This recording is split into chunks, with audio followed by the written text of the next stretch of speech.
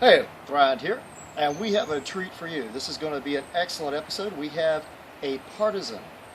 This is very much like a partisan that was found on the Salle shipwreck project by Texas A&M University. In their conservation project, they have found one encrusted off the shipwreck, lots of cannons as well, but they took it and pieced it back together. The incrustation, they found all the pieces that were missing, they reconstructed what they thought they were, and they cast one. So they can actually have a replica to show people of exactly what it looked like. It's surprising it looks exactly like this, except for some small protrusions right here at the base. This is an excellent made partisan. It comes from Medieval Shoppe. It was sent to us. I was very surprised to see this when we got the shipment in. Been wanting to test something like this. This actually comes from the old krokspear, which means crook spear, which the old Vikings, the Norse used, all early people at that time period used it, including the Normans later century.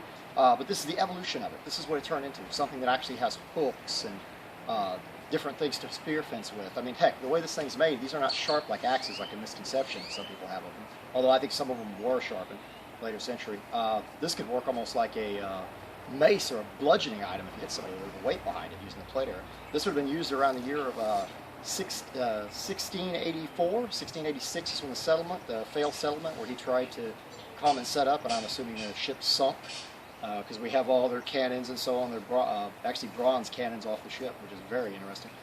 But anyway, what we're going to do today is we're going to test this out. We have a pole here that we believe is ash, and it's octagonal. It was donated by a viewer named Fernando.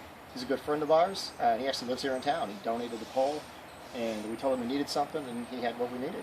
And we have our test dummy today, and he's kind of unusually looking here because we have a bunch of multiple layers of cardboard to thrust into, which should be excellent test for this thrusting point, because normally these are thrusting weapons, not hacking or cutting weapons, although you can use them for that.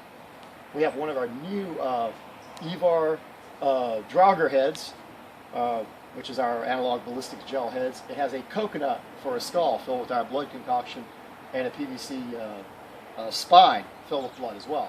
The gel is actually a good gelatin base, and the head itself, without the gel, is slightly harder than a human head. So once you have to cut through the gel and into the coconut, it makes it quite a bit more difficult, especially on something that gives like a human head. And I think that Eldgrim has nicknamed this bitch tit Bob. That's right, Bob had bitch tits. Yeah, and this polearm comes extremely sharp, but it wasn't quite good enough for us, so we decided we'd take it a step further, and if I can get a good cut with it here. It's hard to do with a polearm. To line it and draw it is difficult because I can't, with a long pole, can't just do that. This is 8 foot. We've got it's approximately an 8 foot polearm. All these are 8 to 9 feet long. We will do some stuff later with the krokspear, where we're doing a two-handed spear, where we actually show how it's used. But in this one, pretty much all those techniques will work, except you've got hooks and stuff, kind of like a H.E.M.A or a kamayari from the Japanese. You've got ways to hook and push, press, pull, and basically use like quillions on the end of your spear. So I think you all will enjoy this. Let's test it out.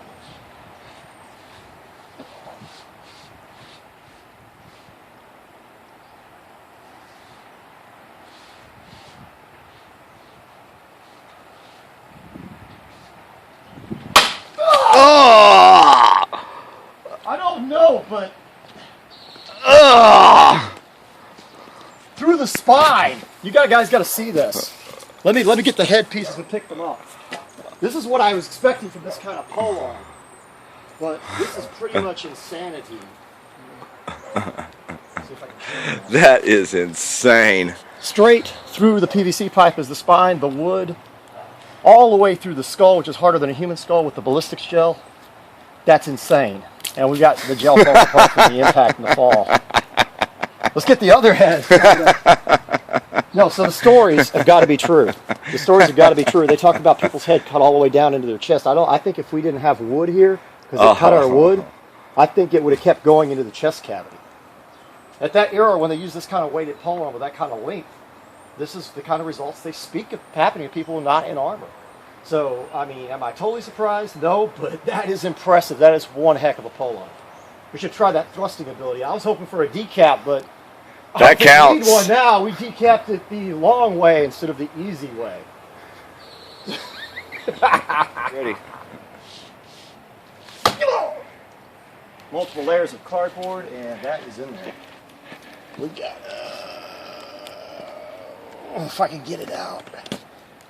We got that depth and that many multiple layers of cardboard. That's ridiculous.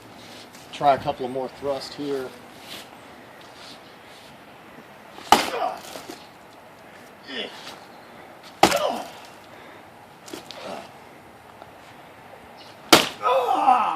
Oh God, that is nasty. There's that many layers of cardboard to cut that deep with an actual cut. That is ridiculous. This thing is awesome.